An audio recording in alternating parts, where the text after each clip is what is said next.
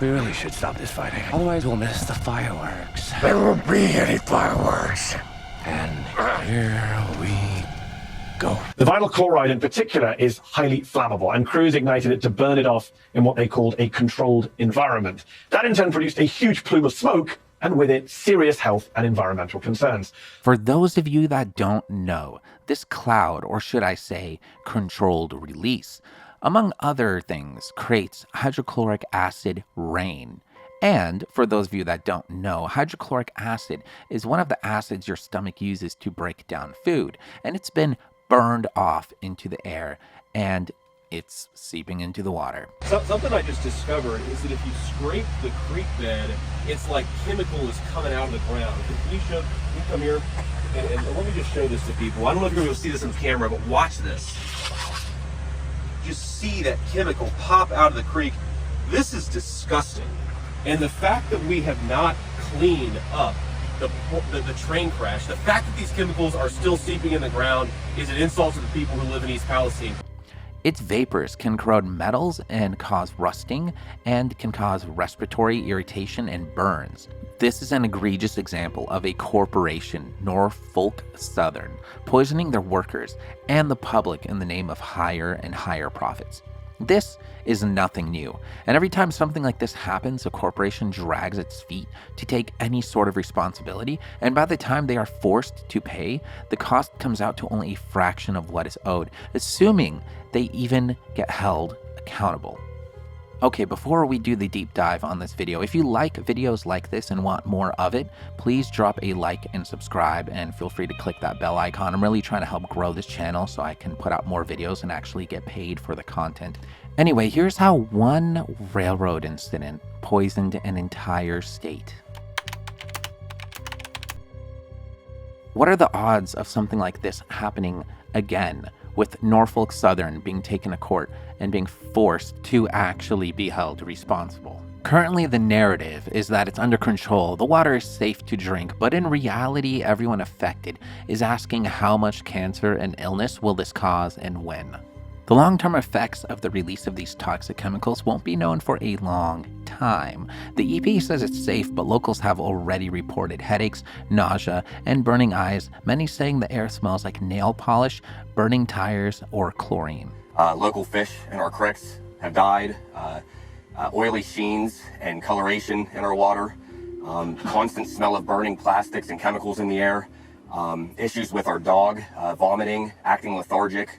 Since then, I now have the chemical burns and reaction rash on my face, and my throat is getting irritated again. Well, when they said it was all clear to come home, we ended up waiting another 48 hours.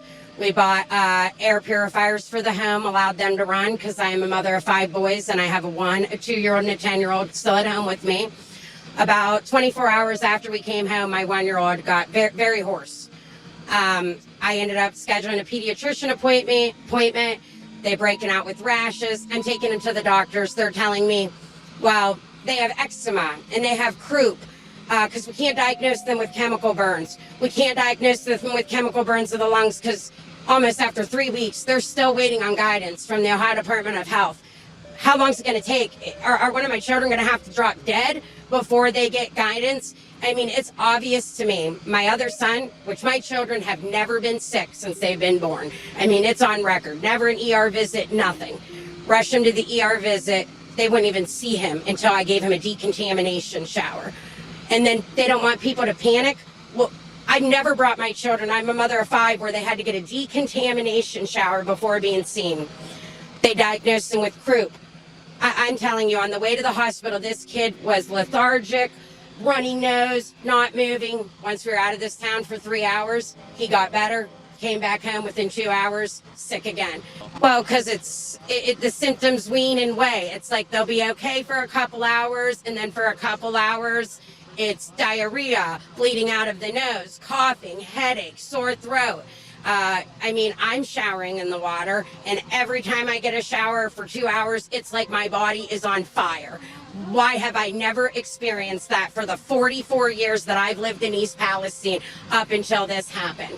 And they're saying it's safe, but if it's safe, it is not a coincidence that, you know, all of these residents are having the same symptoms, the same things happening to them, and they want us to believe that. They don't want rumor mills started. Well, what do you think's going to happen when what's going on, the truth of what's going on, is being swept under the rug and everybody's just saying it's safe, it's fine? I just threw a rock in this creek back here that boiled, and you want to tell me it's safe?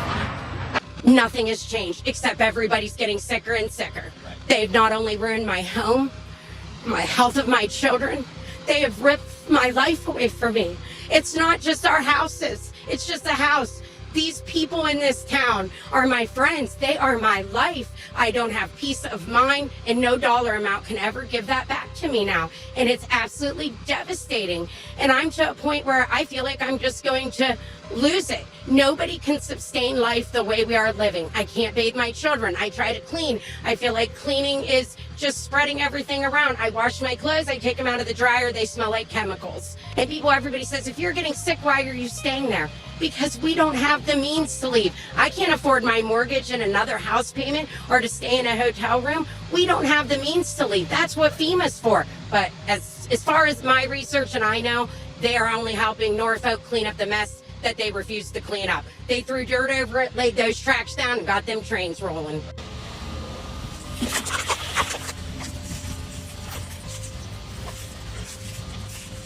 Wow.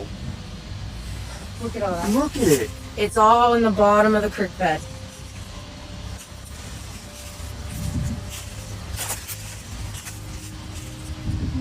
There are literally hundreds of dead fish, all coming from the one creek that's coming from the wreckage. That fish in this one is actually probably about a foot long, so it's not just the little ones. And then you see a bunch of little ones scattered. This is a story of corporate negligence in the name of higher profits. There are many causes to the derailment, but this video shows us the primary cause. And the video on your screen now shows that the train appeared to be on fire. This is interesting, 20 miles before it reached the site where it actually went off the tracks, derailed. Now the footage on your screen is captured by a security camera at an equipment plant in Salem, Ohio. The corporate practice of precision scheduled railroading, something workers went on strike over, definitely contributed to this failure. This corporate practice cuts the training, maintenance, and inspection of trains with less safety measures and crew attending to the hazardous chemicals that they carry. Rail workers warned us about the increased risk of derailment due to this corporate practice, with staff cut to the bone and these companies refusing to modernize. Believe it or not, they still use Civil War era technology for their braking system. Here's a clip of a rail worker summarizing this. Precision scheduled railroading is shorter staff, longer hours, longer trains, less safety, less maintenance. Do I have all that right? Oh, you got it all right. I Okay. mean, a lot of the derailments that you're seeing on national TV is one of a few things. It's lack of maintenance on the track, or they've cut the track gangs too short and they can't get out to fix it, or they've cut the carmens, which is the union that works on the rail cars. So we had one derailment here in Northeast Ohio where a wheel flange was very thin and it picked a switch and derailed the entire train. Luckily, it was full of candle wax and not something highly volatile. Looks like a faulty bearing caused a catastrophic derailment. These railroads are turning profits hand over fist. They've cut their workforce to bare bones, and now they're paying the price for it because the wheels are falling off the train, basically. Carmen were inspecting cars about 3 minutes per car. That's always been the industry standard. Now it's 90 seconds per car.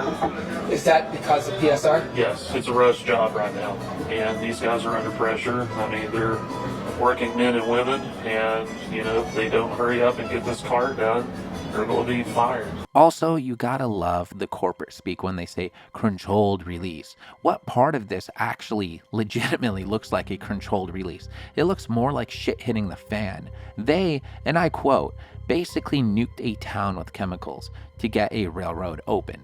What is more or less a crime scene these corporations decided to just say, hey, let's just set it on fire. Beyond joining its fellow corporations and lobbying the government to strip regulation like the Obama-era rule that mandated train cars carrying hazardous material like those derailed in East Palestine to have better brakes.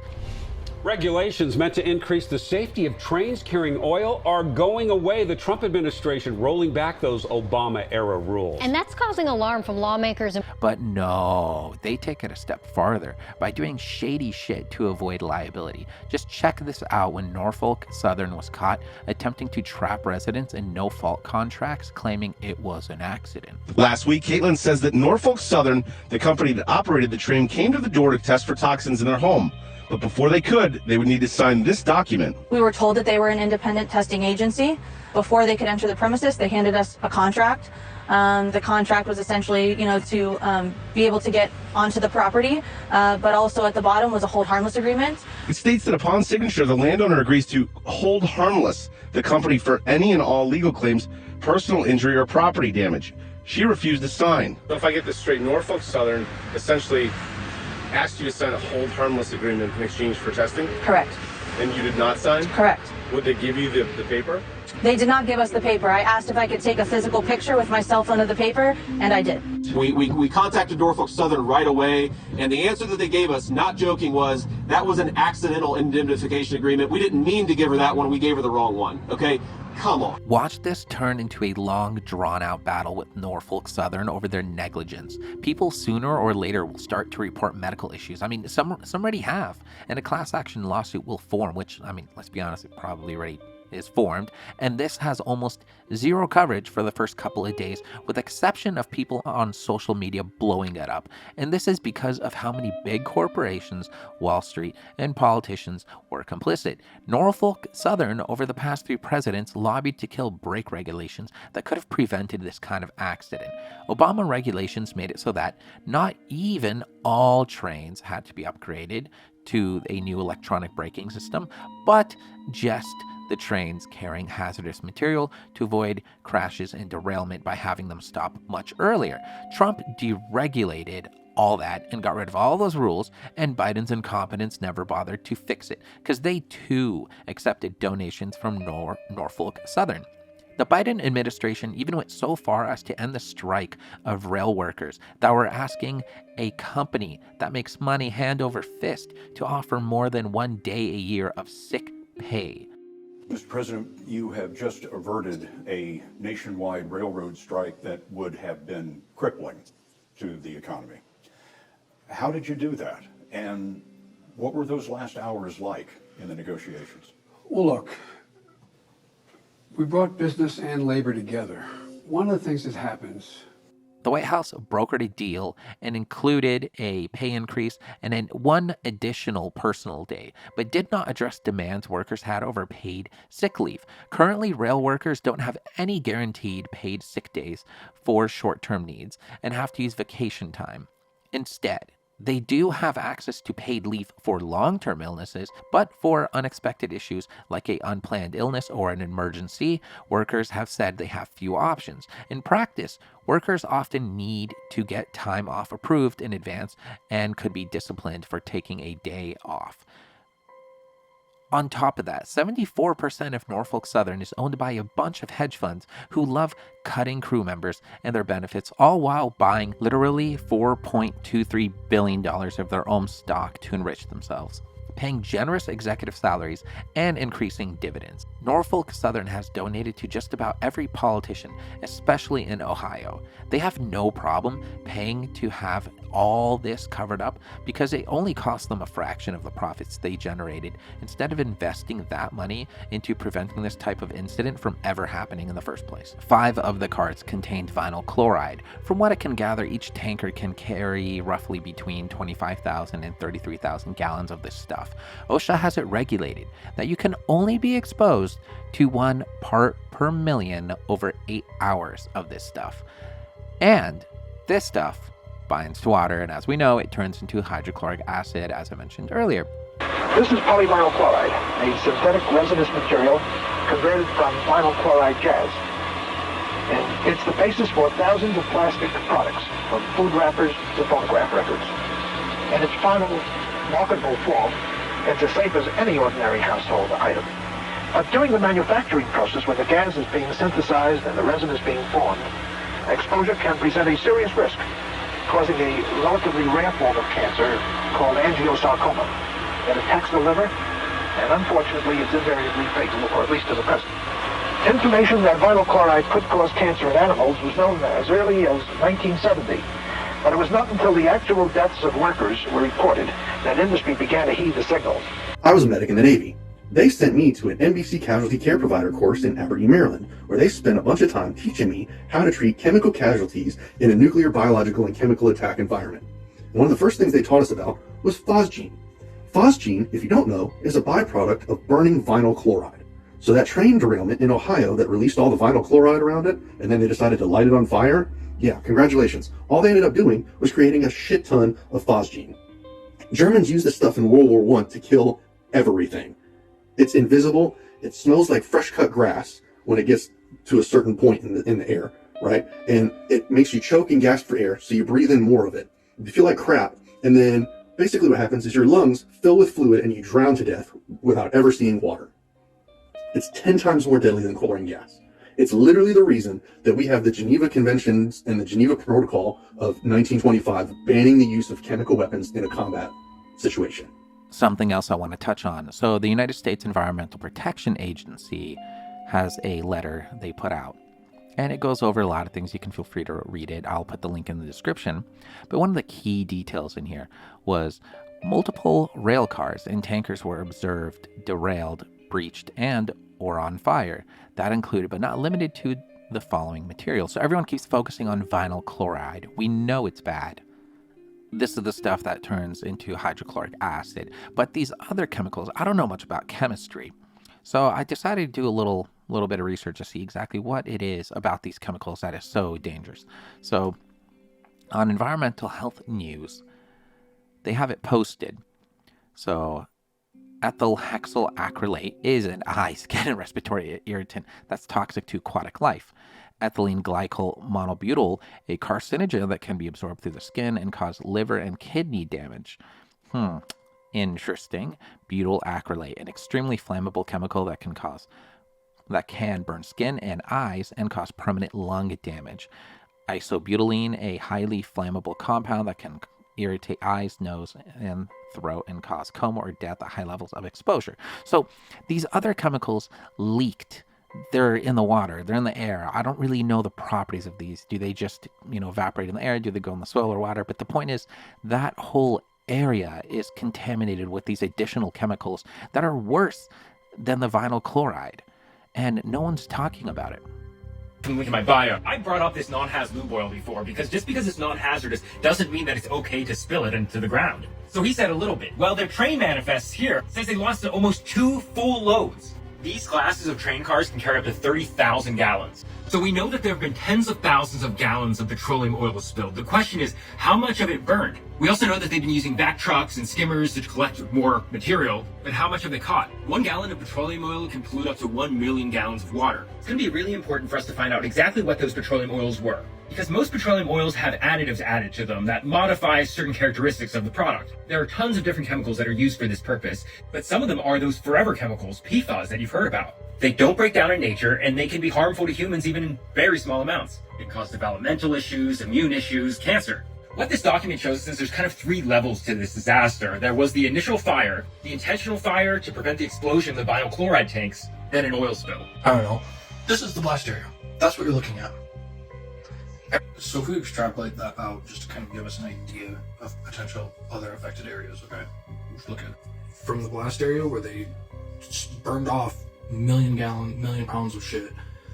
5 miles out, it's now already 10 miles tall, 9.19, okay. Say it never grew outside that, it never grew anymore. All of this area is part of that trail zone. And the yellow is 250 parts per million. That's 250 times you will get really, really, really sick and you'll have adverse health effects. 250 times. Imagine the 10 parts per million.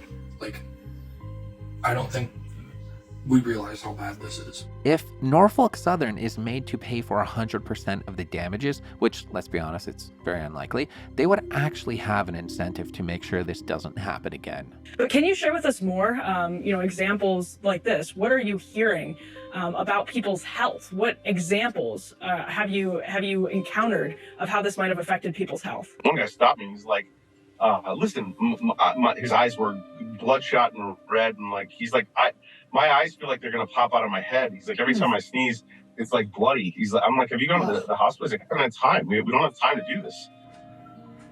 From the water, 50 miles from East Palestine. This is what I'm supposed to bathe my baby daughter in. 3 months old. And our tap water is contaminated with chemicals. On top of everything we already went over, it turns out the samples, the very samples they took from the water, maybe, were tainted and done by the same company responsible for the spill. That would be like criminals investigating their own crimes. Also, all my sources are in the bio in case you want to check them out. Breaking the EPA claim that water in Ohio is safe to drink is based on only a few tainted lab samples funded by the very rail company that caused the disaster. The EPA apparently never tested the water themselves. He asked, why does the polluter get to do the testing? I think that is something all of us would wonder. Here's the very article that pointed that out. So as you can see, the testing that Ohio authorities relied on to declare the municipal water in East Palestine safe to drink after a disastrous train derailment was funded by the railroad operator itself and did not initially comply with federal standards. It's like, does nobody see a problem with this? On top of that, James Lee, a spokesperson for Ohio EPA, acknowledged ACOM samples were not properly preserved or acidified, but said they were acceptable due to the next day processing at the laboratory. The report shows the samples were received at the lab the same day as collection and first analyzed 3 days later, and then again 2 days after that. So then whenever people start jumping to conclusions and sound like conspiracy theorists, it doesn't sound that far-fetched, given this whole thing is basically botched and covered up by the very company responsible for it. They went ahead and did the testing on their own crime scene. They went ahead and just lied to people, and as we can plainly see, the water is disgusting. So at the end of the day, like, everybody working for this company called it out and knew this type of tragedy could happen, and yet the company just willingly ignored it so that they can extort maximum amounts of profit. And at the end of the day, if, a train or two derails, they can always just take a fraction of the profit and just kind of sweep that derailment under the rug. If you made it this far into the video, I have a little snippet from a podcast showcasing a railroad worker describing a fictitious scenario that could happen just like this because of the policies put in place. And lo and behold, the exact scenario he describes ends up happening. Put together a scenario for everybody who's listening. Let's talk about these train tracks that run through your town. There's people that are running that train, people that have families just like you do, people that have kids, people that have wives and husbands, boyfriends, girlfriends, aunts and uncles, so on and so forth. And we're going to go to the local ball field in town. We're going to take our little league game out there. We got, parents everywhere. Everybody's cheering and clapping, yelling and hollering, go, go, go, do it, run, the whole 9 yards. This is America, right? And here comes the train. All right. And it's just good. You just expect it to pass through town like it normally does. You hear the clanging of the crossing bells, all of that. And all of a sudden you hear this catastrophic metal twisting sound and just this horrible sound of wreckage that you've never heard before. And the train has derailed as we've piled up 50 or 60 cars. And unbeknownst to anybody, we've punched a hole in a chlorine car. We don't know it yet, but we've punched a hole in a chlorine car. So as a train dispatcher, I'm the guy in the office. I'm going to be one of your first responders if something like that happens. I'm the guy that's going to orchestrate the evacuation. I'm the guy that's going to do all of the hazmat stuff. I'm the one that's going to be the people that's going to mobilize the response to get you out of there. But there's one thing I need. I'm 700 miles away in an office in another state. I can't tell that train's derailed. All I know is PTC puts up a thing on my screen and says undesired emergency brake application. I'm like, all right, okay, well, that happens all the time. More often than not, there's not a derailment. But guess what? Today there is. Now, I don't know that. So the crew calls me and says, hey, dispatcher, we've got the train's in emergency and we didn't like what we felt back there. We think something's wrong. I say, okay, put the conductor underground and send him for a walk. So he gets underground and within a few minutes, he calls me on the radio and says, dispatcher, we got a hell of a mess back here. And I smell chlorine. And I'm like, okay. We're going to mobilize the response. Now, we got this little league game just a mile from the tracks to this field, and he tells me he smells chlorine. So I'm like, tell me on your wheel report, on the paperwork that you have in front of you, what is the last car that you can see that you think is upright and on the track? He gives me a number, and I start looking at the file on my end, and I say, oh my God, we've got 10 chlorine cars in there, an anhydrous ammonia car, 4 loads of propane, and something else. Now the railroads come in and they say, we're going to put single man crews in because, PTC is going to prevent that. Well, guess what? That derailment was a result of a broken rail, which PTC won't prevent, or a broken wheel that disintegrated because the railroads have abolished all of the mechanical inspectors that used to check train car wheels before they were permitted to leave the terminal. And we're going to frame this as what could happen. And people, if you're listening, listen to what I'm saying to you. This is your home. This is your town. These are your kids, your people, your friends, your family, people you care about. You have a vested interest in this, whether you realize it or not. Car inspectors serve as a preventative control. That's the position that they take. We used to have people all over the company that were railroad employees. They weren't contract workers. They were employed by the railroad directly. They were at every yard, and they would be on top of, underneath, in between, inside, to the left, to the right. I mean, they'd crawl all over these cars, and they would look for defects, bad bearings, safety appliances that were loose or broken. Sharp wheel flanges, broken wheels, all of these types of things which could cause a derailment. And back in the day, when workers felt valued by their corporations, that played a major role in discretionary effort. So we know that that's a critical factor in anything is discretionary effort. Employers need it, they can't require it, and they have no way to measure it. So in recent years, from 2018 on, when this PSR thing came about, what did we do? We started attacking our workforce as an industry. The railroad companies started attacking them. We don't need you. We have record profits. We're going to cut this. We're going to cut that. Your job's going with it. Oh, by the way, yeah,